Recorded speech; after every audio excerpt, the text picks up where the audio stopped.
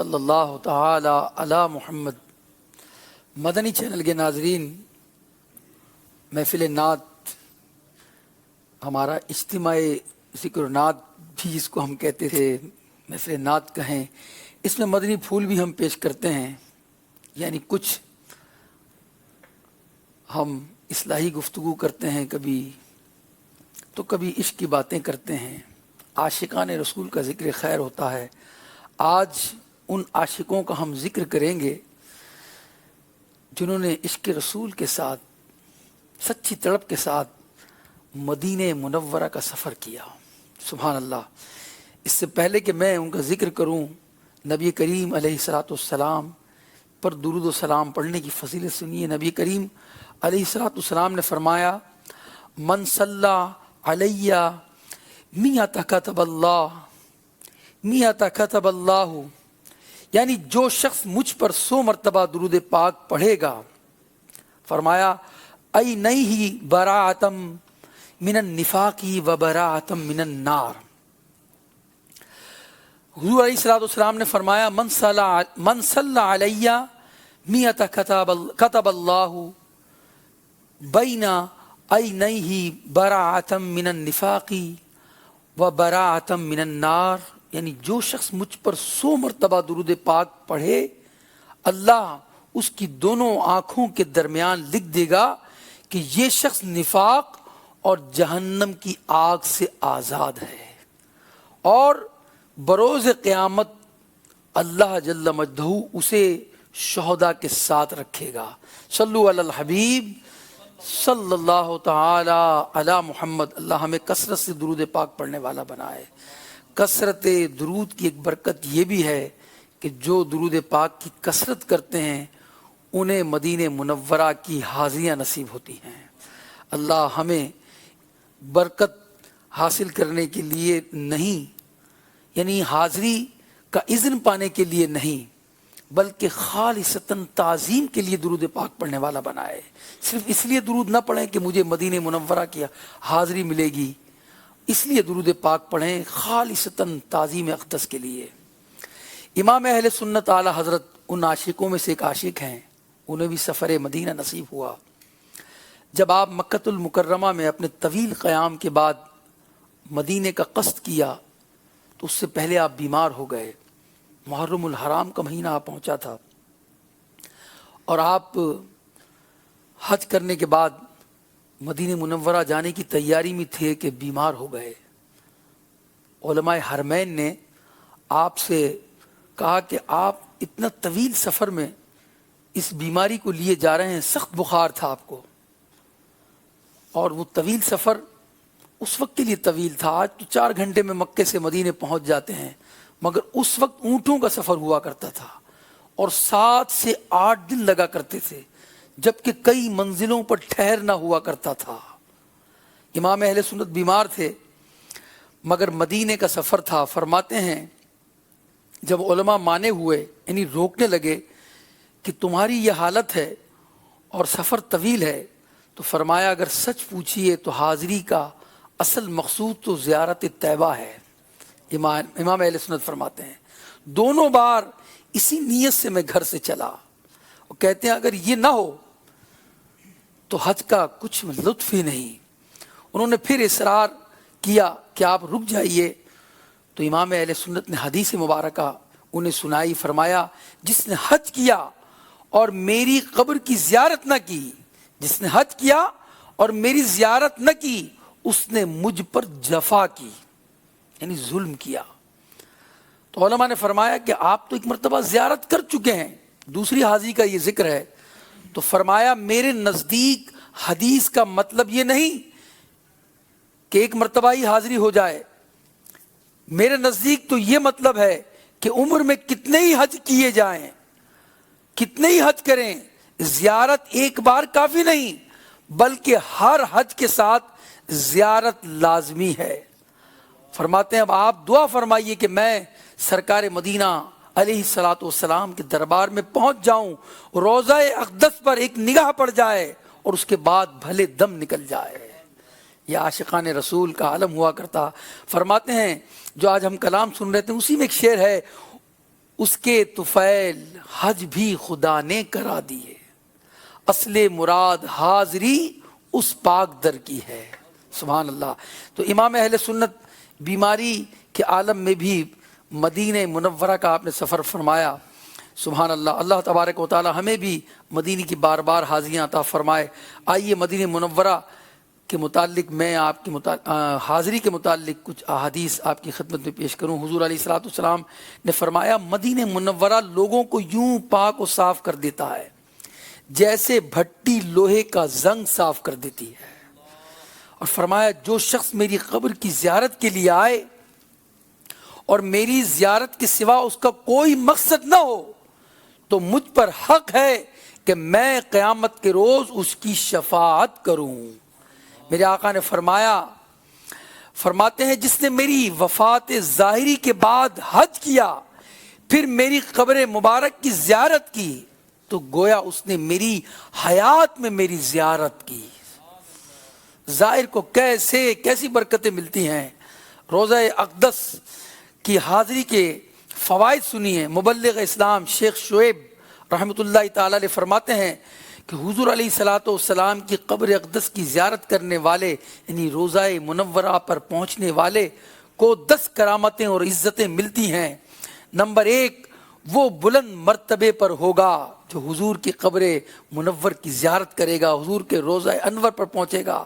اور نمبر 2، حصول مقصد میں کامیاب ہوگا اور اس کی حاجتیں پوری ہوں گی، اسے عطیات خرچ کرنے کی توفیق ملے گی، یعنی راہ خدا میں خرچ کرنے کا اسے جو ہے وہ اللہ کی طرف سے یہ توفیق عطا کی جائے گی۔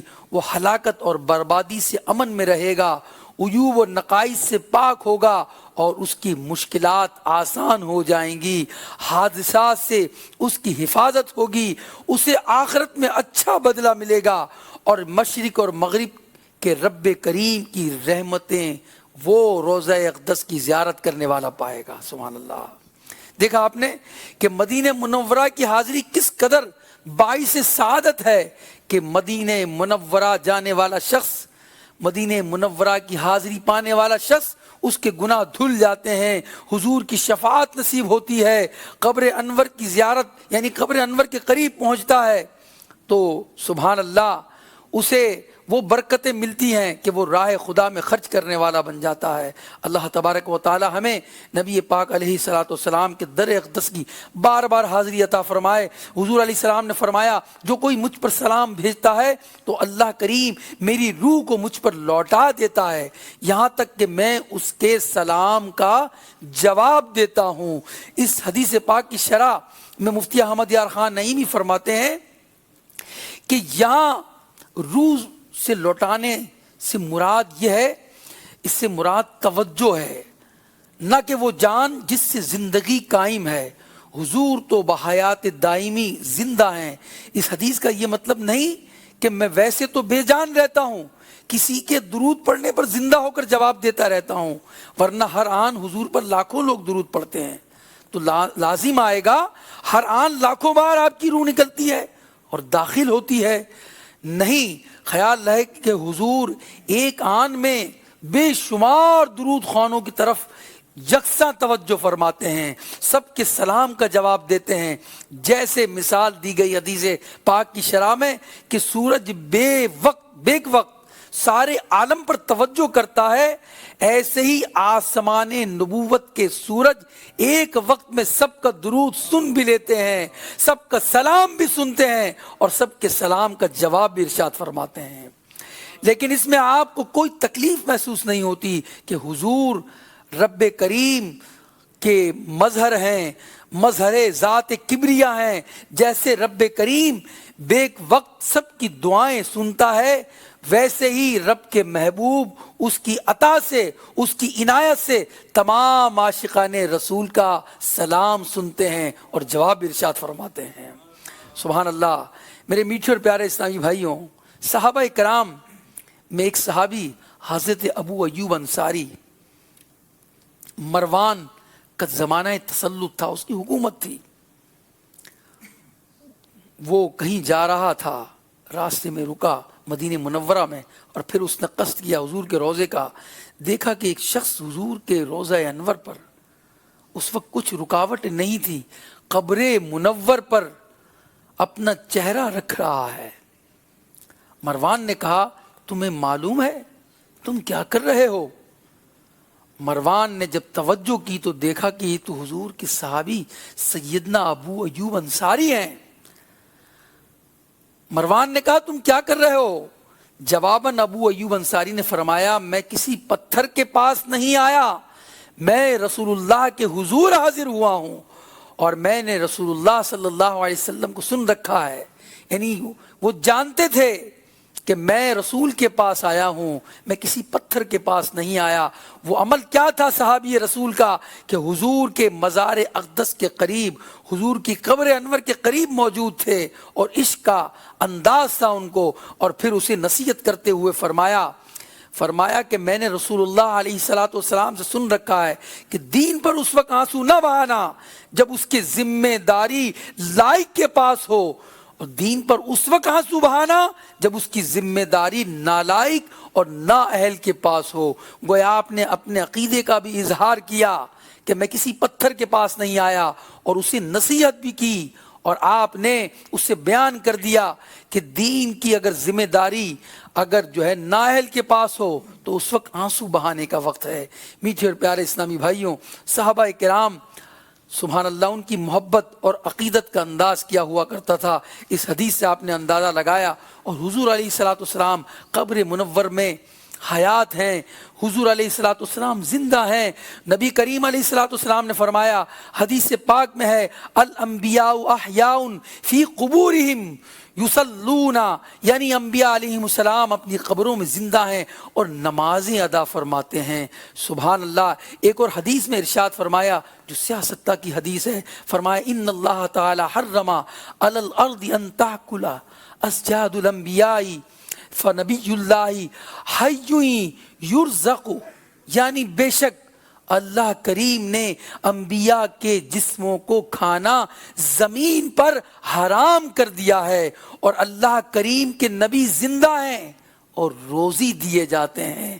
جب یہ تو اعلیٰ حضرت نے فرمایا تو زندہ ہے واللہ، تو زندہ ہے واللہ، میرے چشم عالم سے چھپ جانے والے، یا رسول اللہ آپ زندہ ہیں، میری دنیاوی آنکھوں سے اگرچہ آپ پوشیدہ ہیں، اس وقت چھپے ہیں، مگر حقیقت یہی ہے کہ آپ زندہ ہیں۔ سبحان اللہ۔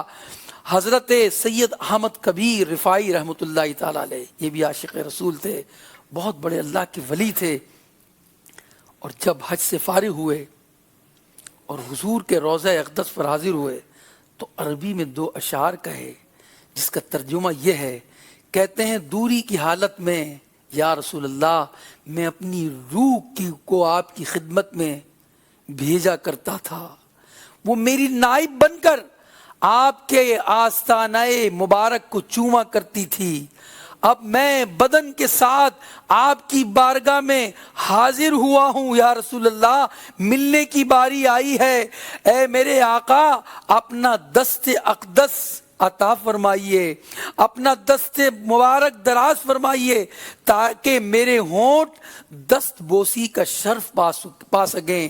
جو ہی یہ اشعار ختم ہوئے، عاشق رسول سیدنا غوث زماں سید احمد کبیر رفاعی جو اولاد رسول ہیں، جب ان کے یہ اشعار ختم ہوئے تو لوگوں نے دیکھا کہ حضور علیہ السلام کا دست اقدس اپنے مزار انور سے باہر آیا، اور سیدنا احمد کبیر رفاعی رحمۃ اللہ تعالیٰ نے دست بوسی فرمائی۔ سبحان اللہ۔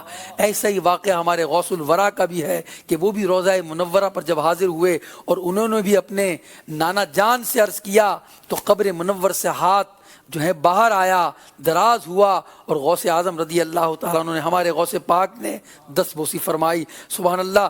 یہ عاشقان رسول تھے کہ جب یہ پہنچا کرتے تھے تو ان پر کیسی کرم نوازیاں ہوا کرتی تھیں۔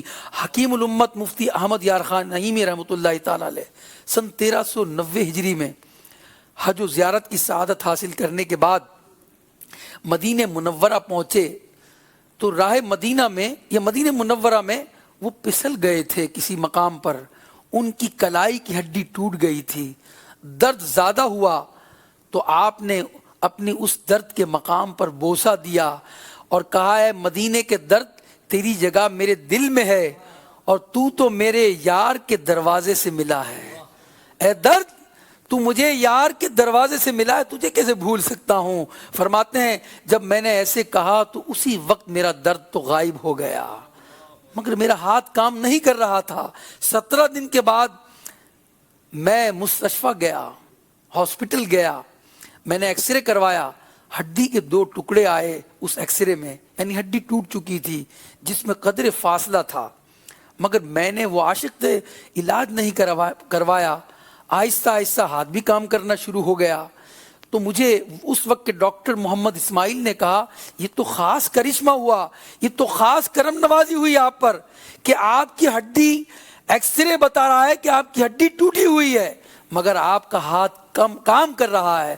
اور مفتی احمد یار خان نعیمی فرماتے ہیں میں اسی عالم میں قرآن پاک کی تفسیر لکھ رہا تھا، میں نے اپنے اس ٹوٹے ہوئے ہاتھ کا علاج کیا کیا؟ جب کسی نے پوچھا تو آپ نے فرمایا میں نے علاج ایسے کیا کہ میں حضور کے آستانے مبارک پر حاضر ہوا اور حضور سے عرض کیا یا رسول اللہ میرا ہاتھ ٹوٹ گیا ہے، اے عبداللہ بن عتیق کی ٹوٹی پنڈلی جوڑنے والے، اے معاذ بن افرا کا ٹوٹا بازو جوڑ دینے والے، میرا بھی ٹوٹا بازو جوڑ دے۔ سبحان اللہ۔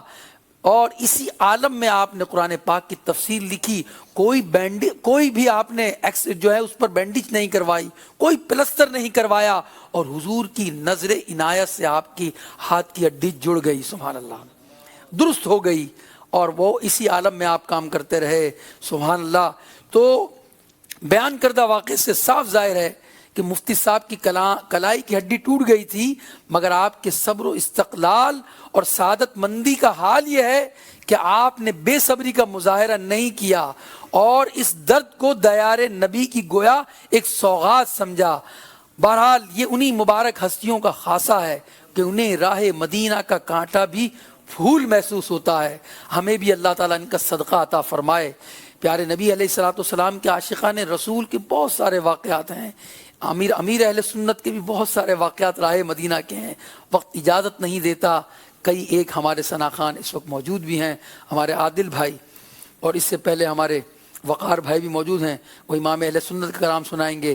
اس کے بعد مدینہ کا زائر جو سچے عاشق رسول جب مدینے پہنچ جاتے ہیں تو ان کی ایک حسرت ہوتی ہے، وہ حسرت کیا ہوتی ہے انشاءاللہ اس کا اظہار اشعار سے ہم سنیں گے عادل بھائی کی زبانی، مگر اس سے پہلے امام اہل سنت کا ایک کلام، سبحان اللہ، وہ کلام امام اہل سنت نے یاد میں جس کی نہیں ہوش تنو جاں ہم کو، ایک ایک شعر بہت لاجواب ہے، اور ان اشعار میں امام اہل سنت نے نبی کریم علیہ الصلوۃ والسلام کی زیارت کا بھی ذکر کیا ہے، انشاءاللہ وہ بھی ہم سنیں گے، اور ان اشعار پر ہم غور کریں گے تو خود ہی اندازہ ہو جائے گا کہ اس کس شعر میں امام اہل سنت نے نبی کریم علیہ الصلوۃ والسلام کی زیارت کا ذکر فرمایا ہے۔ سبحان اللہ، صلو علی الحبیب صلی اللہ تعالی علی محمد صلی اللہ علیہ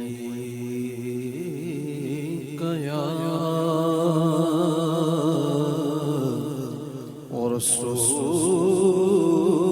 اللہ وسلم علیہ